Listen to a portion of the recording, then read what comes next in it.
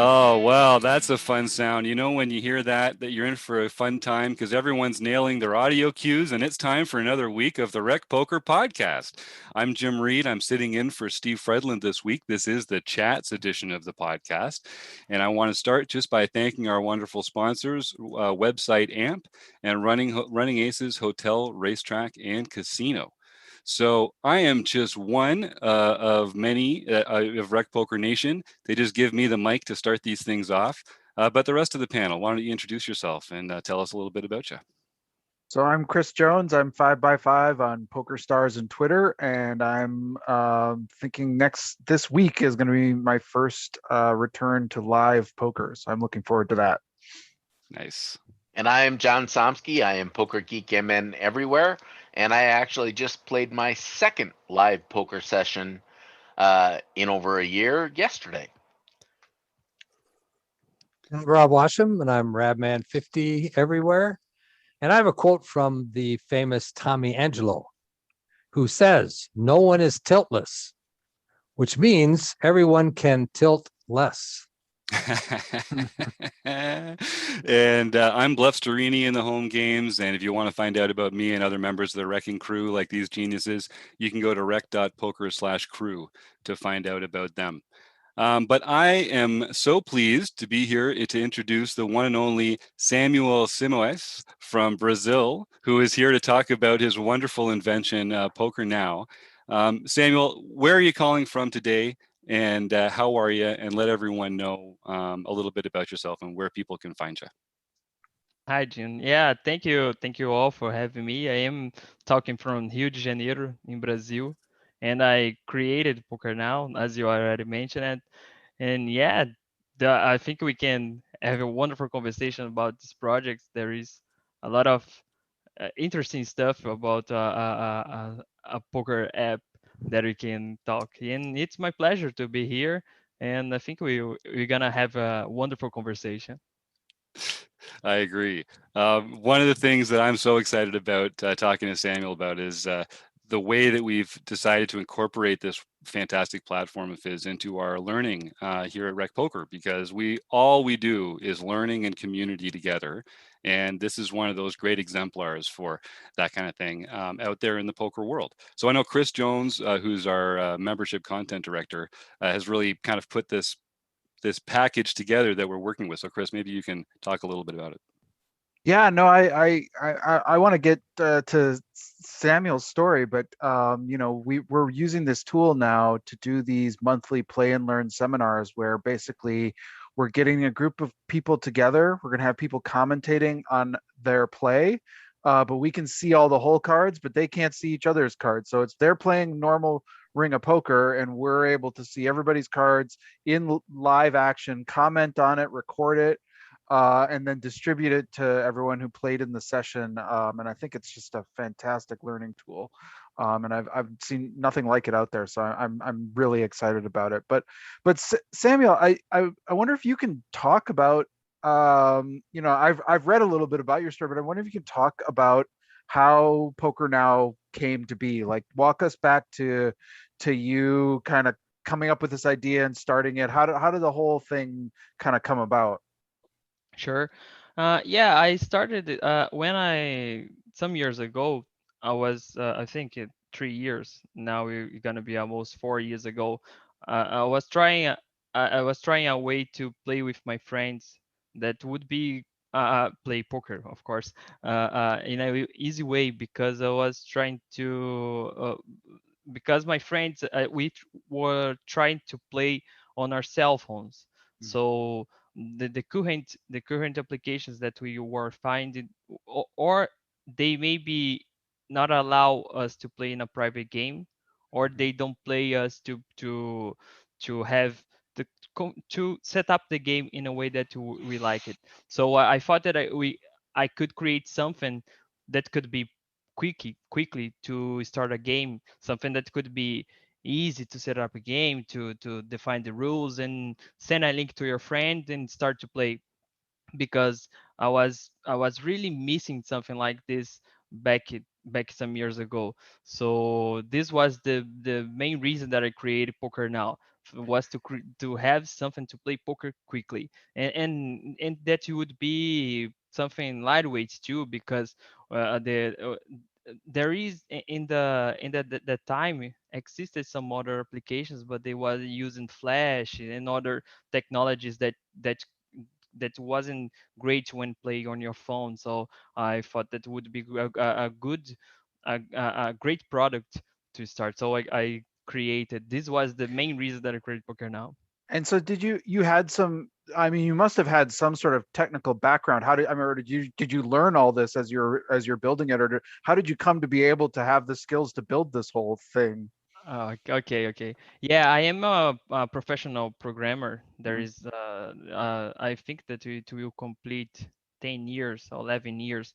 I am very bad with dates, but I am a professional software developer.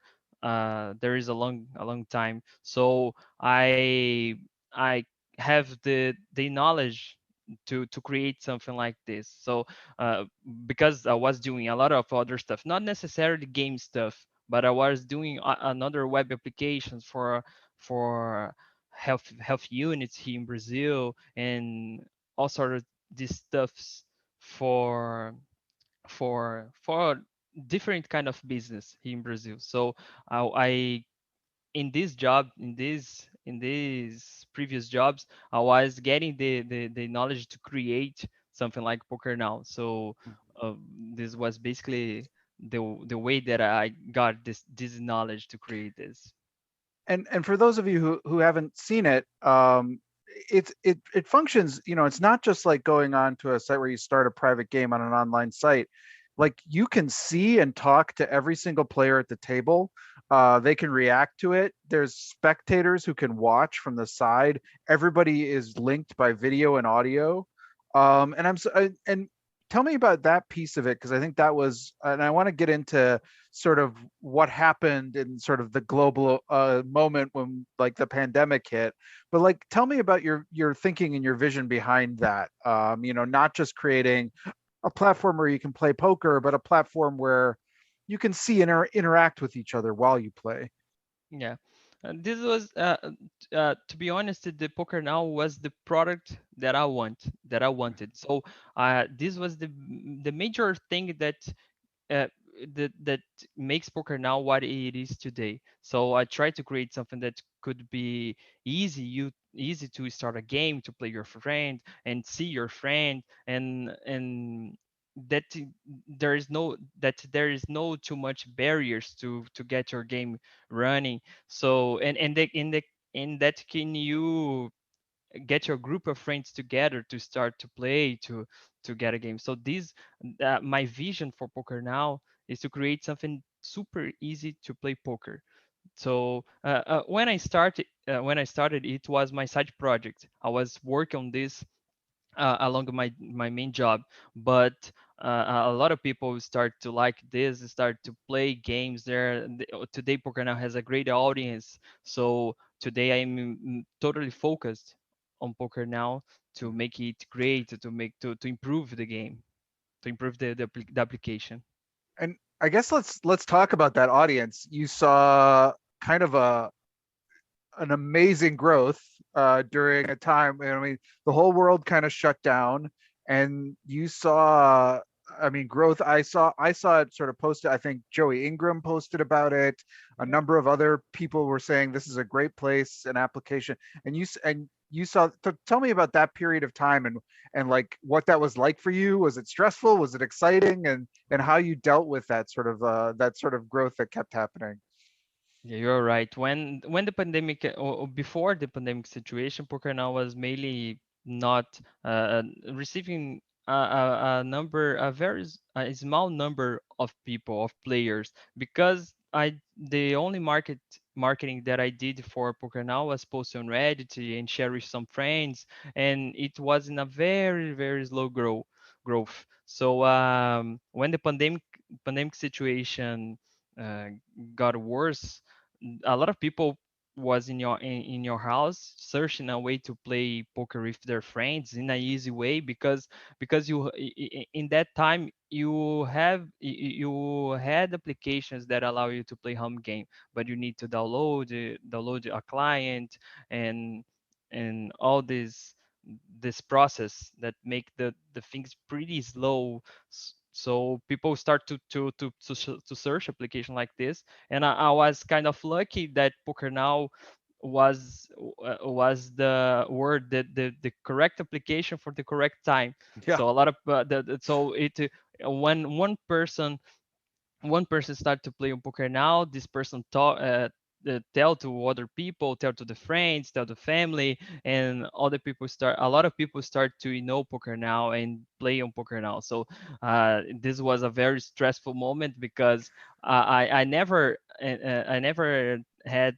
Uh, Managed an application that received thousands of concurrent people at the same time, and I never had developed a game before. PokerNow was my first game. A lot of people think that I am a game developer, but I am not a game developer.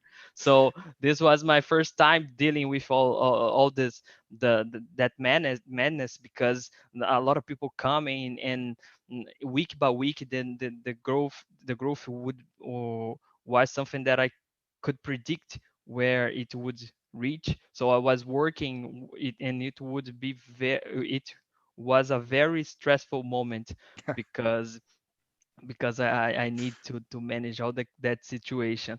But fortunately, I managed the situation, and I I could keep the application running smoothly. Not exactly smoothly in that time, but now it's good. It's run good, and Yeah. now the situation is way more calm than it was before. Right, right. But I mean, I think there's, there's people who've turned their home games into this. There's people like us who are using it for learning. There's a lot of different applications. Some people are just kind of having some chats with friends while they kind of casually play poker, and there's sort of different levels of going on. But I think one of the things you wrote a post, which I thought was really interesting, that the biggest complaint you get, and I think this is true not just of your site but of any online poker site, is that, well, yeah, but it's rigged, right? You're trying to set it up so that all the it's quads versus full houses, it's set over set, you're just setting up all this drama, it's all rigged, right? And so, like, I think you wrote about how there's a lot of thinking out there that online poker is rigged, but you actually go to a lot of trouble to make sure that it's not. And I'm wondering if you can talk about that sort of that myth and the reality of what that's like for a developer in terms of a site like this. Yeah, this is interesting subjects for sure. People think that a poker now will gain to forcing some outcome, but this is not sure. This is not sure, and I think this is not sure for any platform out there. And I am not here to be the lawyer, to defend all the other platforms, but if you there is a very specific thing that people need to understand, that poker respect the statistics. So when you play, you play a certain quantity of your hand, you see a pattern, and this pattern will repeat. And this makes great poker players. They understand the statistics in the longer run. So if you want to if you want to check if a platform is rigged or not, you can do this. You can do this in any platform basically. You just get a log and you pull. Of course, this could not be easy to do manually, but there's tools today that make easy you to do this. But you can grab the information, you can grab the statistics from your games and see if your games are respecting the expected statistics. So people already have a tool to understand if it's work or not. So PokerNow, of course, I will say that PokerNow is not rigged. It respects the statistic. People can. I make it sure that people understand this. I have some tools. I run some analysis for some people. For example, I even wrote a post because with the time I started to understand certain pattern some pitfalls that people get trapped when they start to check a result of the result of a game, for example. So they, for the quads, the flushes, the all this drama, you see a pattern of people in a thinking. For example, people try to understand the results of a game by their human feelings. For example, I feel that there is too much quads in this game, but they don't do an analysis in the long run, and this missing analysis in the long run is a common pitfall, for example. Yeah, I think it's often pretty easy to blame a piece of software versus maybe some choices you personally made. So I think Yeah, that might be one of the things that comes up. yeah. And But there John, yeah, go ahead. and and the variance is something important too that people need to understand. In poker, you lost, and it's okay. it's Yeah. it's part of a game. That this is even an interesting thing that people need to understand. When you go, for example, on Twitch and you see on stream, you see people playing in multi tables because they want to lower the variance, play a lot of hands in the same time. Okay, I lost in this and this, but in this I won, and this I won, so it's okay. It's statistically okay for me. Hmm. Hmm. John, did you have a question? Yeah, I also am a computer programmer. So I have some questions that probably no one else, or maybe one person listening to the podcast, will care about. Okay. But what technology stack is this built on, and where or how is it hosted? Okay. I will try to simplify the things, to not go too deep on this, but this is basically made with JavaScript. I use Node.js on the servers, and I use on the front end too with React.js. These both technologies are pretty common technologies in the software development scenario today, and it's basically this, and it's hosted on Amazon Web Service. Nothing too fancy. I use some of their services there, and I think the technology behind the PokerNow is this. Of course, they can go even deeper on this. We can, for example, talk about databases. We can talk about for containers. But I think I don't know if the That audience. gives me a thing, and I mean, you and I could talk about it, but then the rest we'd put everyone else to sleep, Yeah, and that's I th- probably not a good conversation. Yeah, I think we can exchange some emails about the details, because I like to I also like to talk about the technical aspects of poker now too. I really like I really like the software development. So this is a subject that I really like to talk about for sure. And, you were a poker player obviously before you went to poker now, right? I mean, you must have had a strong an interest in the game. How did you come to be interested in the game itself? And this is a moment very very complex, because I wasn't a poker player before poker Oh, now. I started to play poker some months before it started the poker now development, because a friend of mine called me to play poker. They thought that I would like the game, so he invited me to play. We play some hands. We even have some sessions of a home game poker with their these friends, and I fall in love for the game. I fall yeah. in love. I really liked the game, and I started to study about. I started to understand the concepts, the strategies, and create a game, because with these friends we wanted to play online. So this was the reason that we make me to create poker now. That so I wasn't a poker player. In fact, when I the first versions of poker now, this even you could find even some wrong rules, for example. That was the way that I learned. So the first versions of poker now, is pretty different of what it is today. To be honest, this version of poker now that is online has a lot of people that help me with pretty specific rules, because poker, when you play, can look simple, can you can think that it's simple some aspects, but when you start to get in some specific edge cases of poker, you need to do a lot of research to understand what happened when this situation, the dealer, the player is not that is sitting out. So all this these things make the thing way more complex than it looks. Yeah, that was one of the questions I had actually. Kim mentioned this in the chat earlier that it's currently set up as like for a cash game format. And one of the questions was just how much more complicated would it be to set it up for a tournament structure as opposed to, because we can go in right now and set like, okay, for this hand or for this series for this level.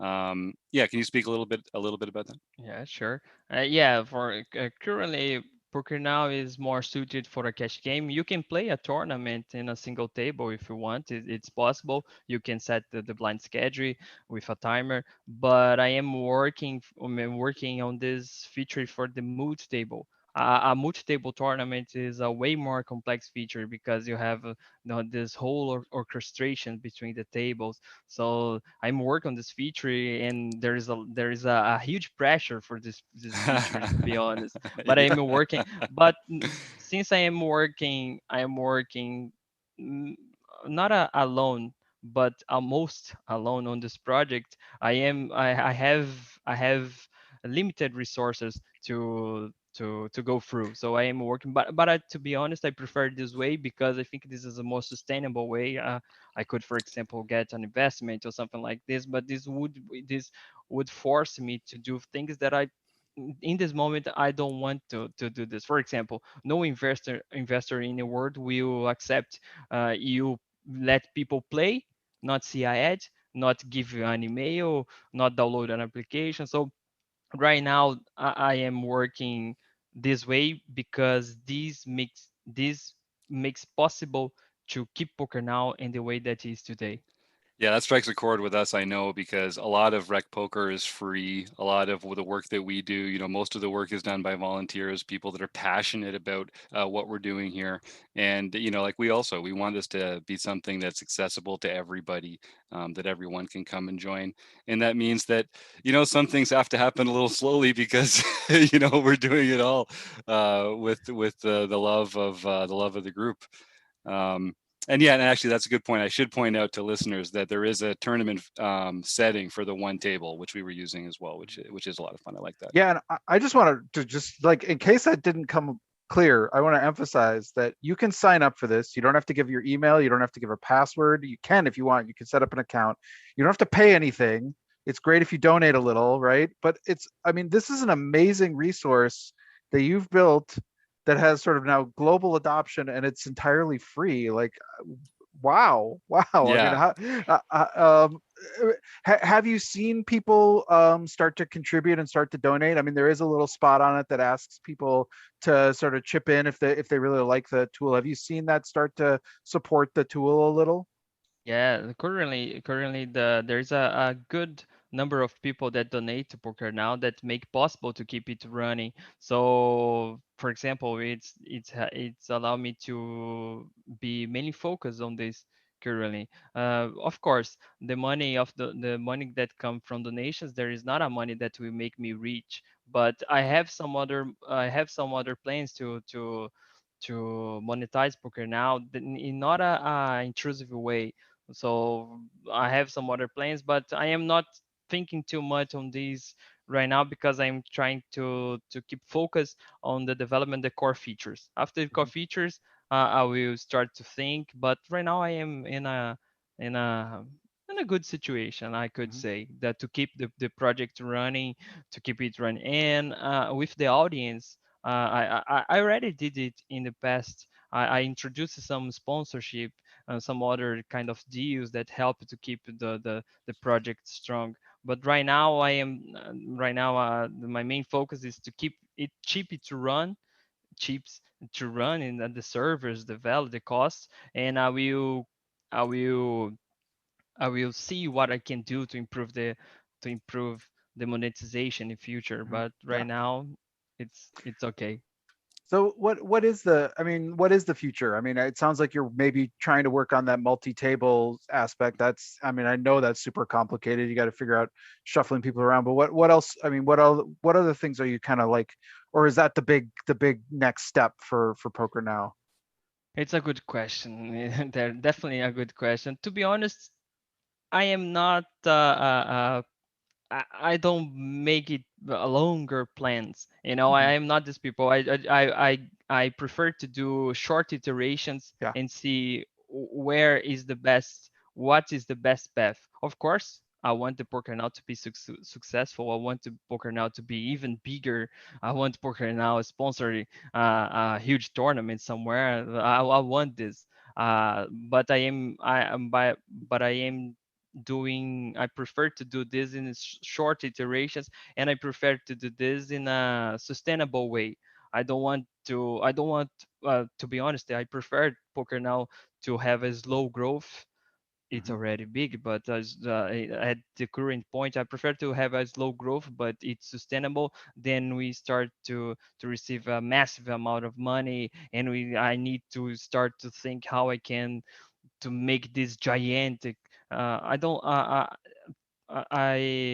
don't like this kind of way to keep a project, because I think this in some point it make it hurt the product, Mhm. the because the people or the investors put money, and then they want their money back, and not the money that they put, but they want more. So this need you need to push the application, need to put the boundaries, and I don't like too much. Of course, this works for a lot of application. We at this moment are talking through application that growth this way, this Zoom application. But I think we can do differently. Hmm. Hmm. Hmm. So if people are kind of listening to this and they're kind of wondering about how they can find it or how they can get in touch with you to ask you some things like that, what are some ways they can kind of get in touch? Uh, Currently, I think the easiest way to get in touch is send a direct message through Twitter. My Twitter is Samuel_Simoes. So yeah, I think, or the missing. I think that it's not underscore. I forgot my Twitch username. What a shame. We'll send you a tweet when this podcast goes live, Yeah. Sam, and you can folks Uh, can check that out.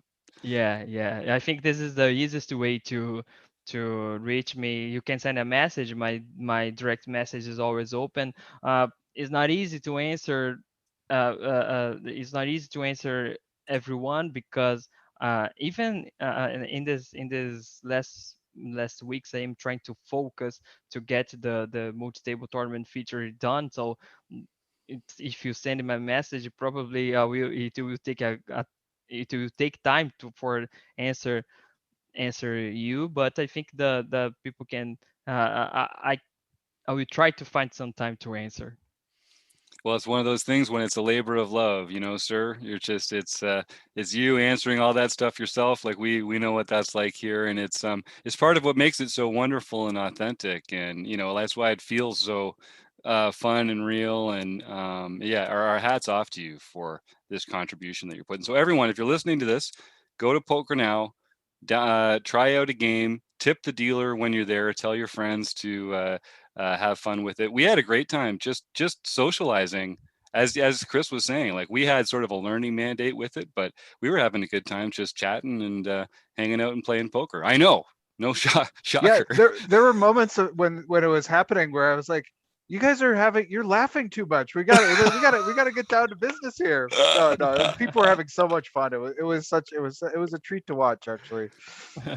Well, thanks, Sam, and I really do appreciate you joining us. And I know we haven't seen the last of you, so I'll let you know when this podcast comes out. Should be on Tuesday next week, and we'll get that Twitter handle in the show notes. And I just can't thank you enough for sharing your time and your story with us. Nice. Thank you for having me. It was a wonderful conversation, and I hope everyone everyone play some hands on PokerNow. And if you have some feedback, please send me on my Twitter, or on the PokerNow Twitter. On the PokerNow home landing page, you find the contact, you find our email too. So I hope you have fun, and I hope you like the PokerNow history too. And it's this. Thank you. Fantastic. Well, we're going to play a quick word from our friend Jonathan Little, and then we'll all come back together and talk about some community events. But it was a pleasure having you on, Samuel, and we'll talk to you again soon. Thank you. Have you ever wondered whether you should call a preflop raise or 3-bet instead? What do you do when you have a flush draw? Do you raise it, or do you just call? What do you do with ace-king when you miss the flop? Are you tired of guessing about what the right play is with your particular hand? Well, my name is Jonathan Little, and I am a 2-time World Poker Tour champion and creator of PokerCoaching.com, where we offer over 1,000 interactive hand quizzes where you play a hand and then get real-time feedback from our world-class pros. Don't guess and don't stress. Just register for your free account at PokerCoaching.com/RecPoker right now. Well, I hope no one was stressing. I hope no one was sweating. I hope they were just listening to Jonathan Little, because he's telling you about how you can get better at poker by going to PokerCoaching.com. I want to just talk about how much fun that was having Samuel on the show here. He's such an interesting character. He's got such a passion for the poker community. It's always a pleasure to share people's voices like that. And I honestly, like, it's such a good tool, and it's such it's free, and it's like this really interactive thing that I have not seen anywhere else, and I am really, really excited. I think we've just tapped the surface of the learning potential of this, and we're kind of figuring out that piece of it, and I think it's just going to get better and better for us. So I'm just so excited and grateful that this tool is out there in the world. And when we started RecPoker, I had thought about building something like this myself, but I wasn't even thinking about adding the chat aspects up to it. I was just thinking about being able to pause hands, being able to use a tool to be able to play and review the play kind of in a real-time type of scenario. So I am really glad he did it, so I don't need to worry about trying to think about that. Yeah, we've got other things in mind for that big beautiful brain of yours, John Somsky. I don't think that would have worked out. Well, speaking of which, speaking of John Somsky's big beautiful brain, why don't you lead us right into some home game results, and then we can talk about what else is going on in Community Town. All right. Well, before we even start, I want to make sure that I get this announcement out again. We did announce it before, but our Heads Up event is going to be coming. It's going to be on June 19th at 1 p.m. Central Time. So there is no late registration for this. It's a shootout style format. If you want to play, make sure you are registered by 1 p.m. You can register up to 2 weeks in advance, I believe. Starting June 5th, you can sign up for it. It may take a while to play, depending upon how many people we get. We're kind of using this as a learning experience. You are going to need to spend some time waiting because it's a shootout format. So if your match ends before all of the other matches, you're just going to have to wait. If your match is still going, then you won't even notice. Everyone will be waiting on you. So we are looking forward to that. All right, then for the nightly events, starting on May 24th, Bloop 7, Mark Bloomberg, got his third nightly victory of the year. Nice. Digging 8 Graves, who I don't know who he or her is, got that's a full ring table, just so we're clear. That's one person digging and 8 Graves. So I don't know what happened there, but something went down. Yep. So that was the first nightly victory. Michael Babker got his second nightly for the year. Nice. Carl 0621, third nightly for the year. There we go. And Keck Geek, this is Keck Geek Senior, Mark Kiki got his third nightly victory of the year. Well, look at all these friendly faces. This is great. And then Iceberg King John Scare got his first nightly victory for the year. And then for mixed events, Don't Chase 666, Joseph Armstrong won the mixed event that would have been in Badoogie. Rocket Poker or Rocket Box Poker, Woody Adams got Woody Adams. second international victory.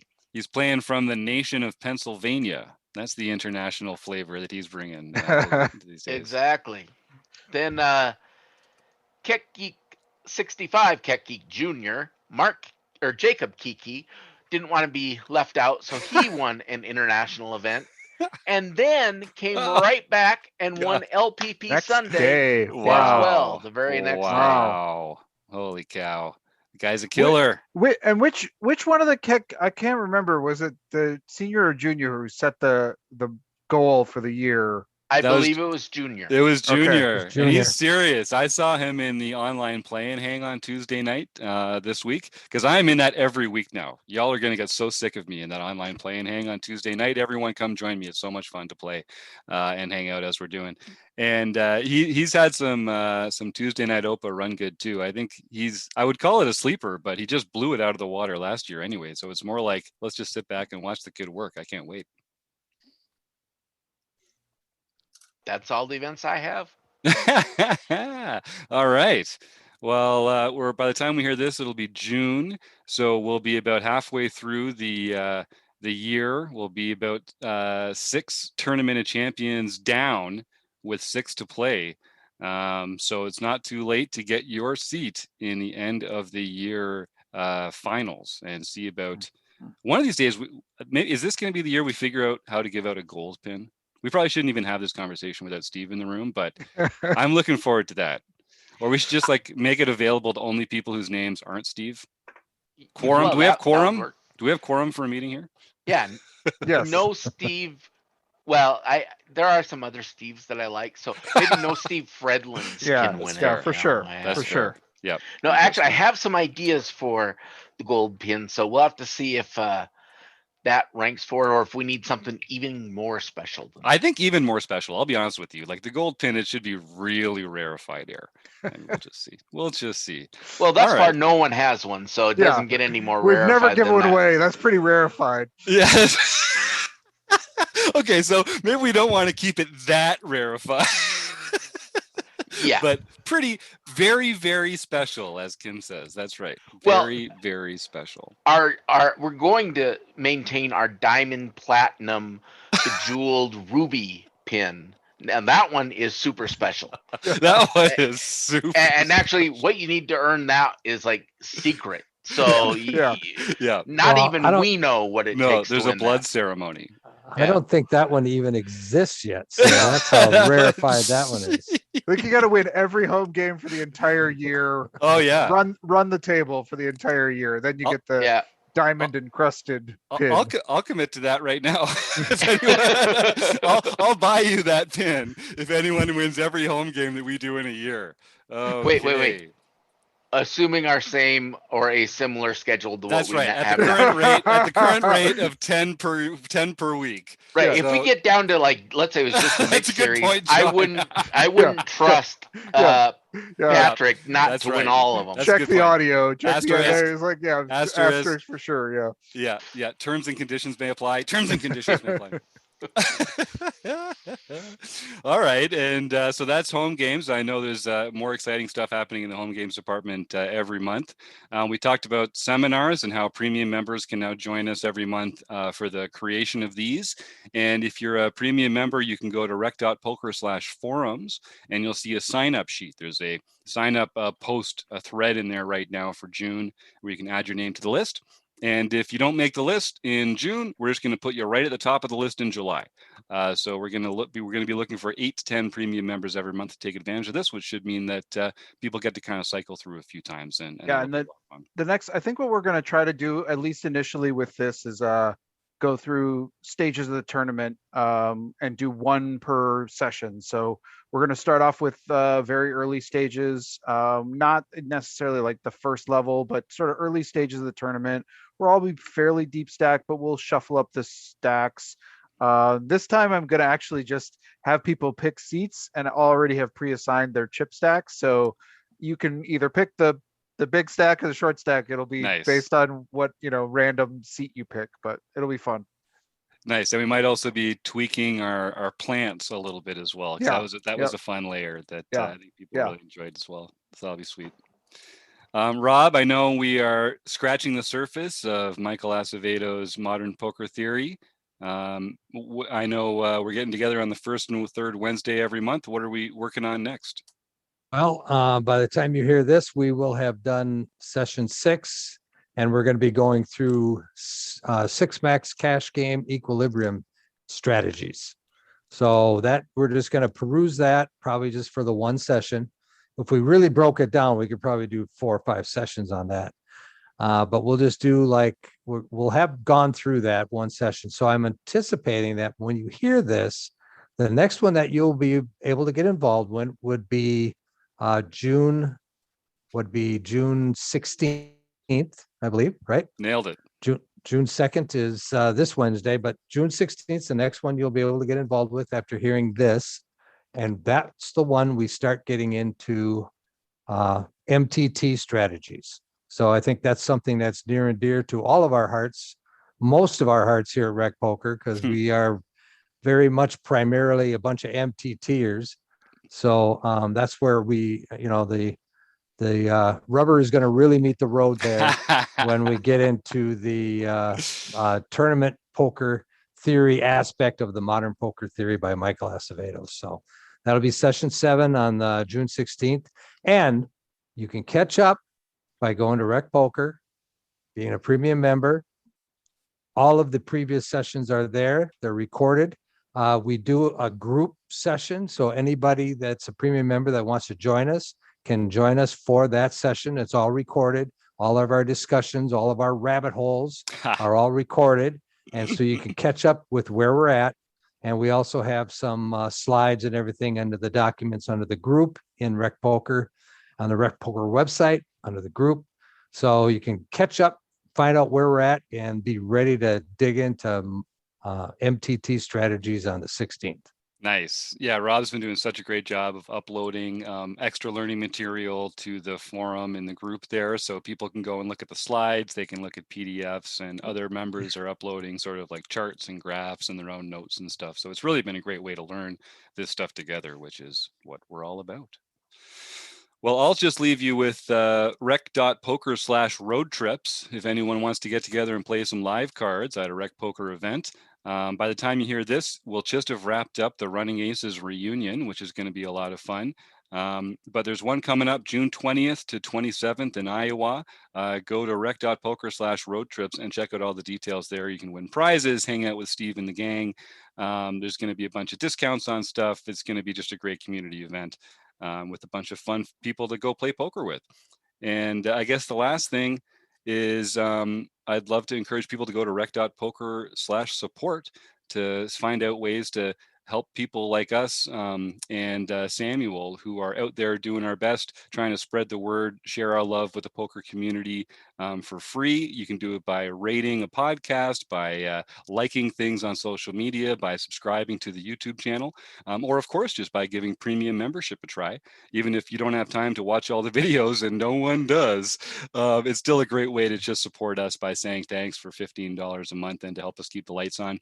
And to keep putting all this great stuff out there. So I don't know, folks, we're coming in at a pretty tight 45. Is there anything else we'd like to add before we coast on out of here? I don't see it. Well, then what can I say? I just got to thank Running Aces Hotel, Racetrack and Casino, website AMP, Steve Fredland, Dan, Rob, John, Chris. Thanks, team. See you soon.